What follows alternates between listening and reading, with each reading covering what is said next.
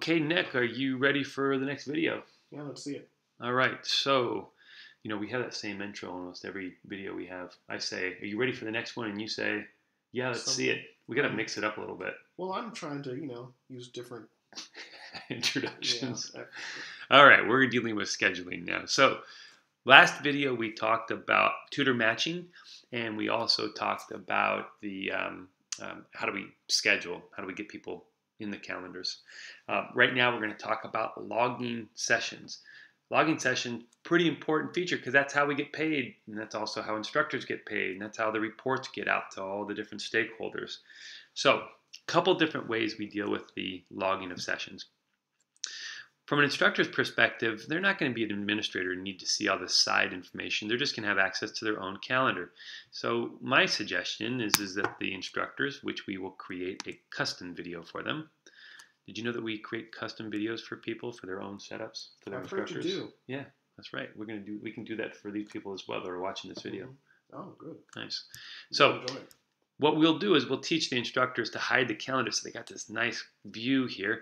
And why this is good is because they can have their tablet, PC, something available and open to them while they're actually doing the session. Makes writing the session logs much easier, and I think the quality of the sessions logs can improve this way as well. So with the calendar open, the instructor just clicks on the event, and here it is. There's Cheryl, and if you had a picture of your student, that picture would show up here as well. And notice over here we have private. Now, notice that that's the only one I can choose. That's the only one we can choose because that's the one we associated with the student. So Cheryl can't screw up. She has to pick private. And then what she does is just simply click on Create Session. And notice it's in draft mode here. Now, anything that happens that gets us out of this, we come back, we're going to be exactly in the same place in draft mode. What we can do now is we can rate the student's engagement, their preparation, and their progress. So, Nick, one of the reasons why this is important is because these are the kind of parameters, these are the things that are proxies to the student performance. And are they on track? Are they improving as we expect them to be? Administrators want to have some review of this so that we can ensure that we're offering the highest quality service and sharing information with all the stakeholders. So, these are the default ratings, but these are also fully customizable. We can change these ratings and also the labels as well to spec, to match what the company wants us to do. In fact, they don't even have to have these. We can have these removed as well. So you can have a customizable number of metrics? Yeah, that's right. Nice. We can have those in changing the way that we call them, all of that. Now, this is the checkbox that says requires attention, perhaps the most important checkbox in the whole system, because what this does is allow an instructor to communicate to the administrator that, hey, I'm having some problems. There's something that's happening here, a deviation, and I want to cover myself and make sure that the student gets the help that they need. So here we can write a note to the student. Best practice. We have a white paper on writing session logs that really helps instructors write quality session logs. The best practice is write some information about what the student is doing well. What it is that we specifically want to reinforce, right? The positive things. But we also want to talk about the goals for the future week. What are the things that we want the student to be working on? Right? So those are two primary things we're looking for. Now, when we send this session log out, both the student and the parent, of course the administrators, will all see that information. But if there's some information that we need to communicate with the parent only, we call the parent the client because it's not always the parents that's paying for the session. So we can write here some special notes to the parent that the student won't see. Okay, so it might be that, hey, this is the third session in a row that our student has arrived really tired and they've been trying to get to bed earlier, but it's getting in the way of their effectiveness. So we're looking for some support around that. And then we have the opportunity to write a note in-house to an administrator as well. Now, 90%, my experience, about 90 to 95% of the session logs only have a session log note to the student. These other notes are there if we need them as backup. Now, once we have all this information, we're pretty much good to post the session. But one more thing I want to bring your attention to is we can actually, from the media down here, we can look up some media and attach it to the session log. So this is like fraction practice. So this is particularly helpful. So when an instructor is not in a place where they can pull resources, like if you have an education center, it's not that hard to go down the hall and grab something. But here what an instructor could do is be working at home, pull up a resource that the company has available, and then click right on it. And there you are. You're working right in the resource. And then when you're done with this, you go right back to the system. Now, we went back to the system, and here's the session. So if I click on that, we see that we're right back where we were before. So really good way to attach resources and media to the session log that will be sent home to the parents through the session log as an attachment. What kind of file types are supported with this? Mostly just PDF right now. I think the JPEGs as well, but mostly it's PDFs. PDFs are pretty easy to create, and they're universally readable by the students, no matter what kind of operating system and computer they have. All right, so once we've done this, we can post the session. Now, it shows it's posted. We just leave that session and we can move on to the next thing. We're going to talk in a second about how we approve these sessions, how the administrative staff approves the session. But one thing I want to take a look at with you, Nick, is how do we make sure that all the session logs get done? How do they make sure that they are completed on time? This was a big problem for us for a while, ensuring that this session logs get done. And what the instructors would have to do, or the administrative staff would have to do, is look at the calendar and actually look at all the sessions and kind of make sure that these were matched up. And now what we have is a queue, and the queue will actually list all of the sessions that still need to be written. In fact, as an administrator, I can get rid of this filter here, and I can see all the sessions that need to be written by anybody in the system. My administrative staff at my education center reviews this every morning, and it's got all the information that we need to contact that instructor and get it done, right? To make sure that we got the accountability built in. My judgment is that a session log that's a week late is worse than no session log at all, right? If I write a session log, if an instructor writes a session log on a Monday that says that this student needs extra help by Friday's test, or they need to study this material on Thursday, and they get a session log the following Monday, that's not going to make them very happy, don't you think? Doesn't help anyone. No, it doesn't help anybody. So this is our way that the administrative staff can make sure that the sessions get done on time. Okay. Now, in order for this to work, there's a setting in the admin that we're going to talk later about, and it's a setting that says that instructors can only log sessions from the calendar or from the sessions need report queue.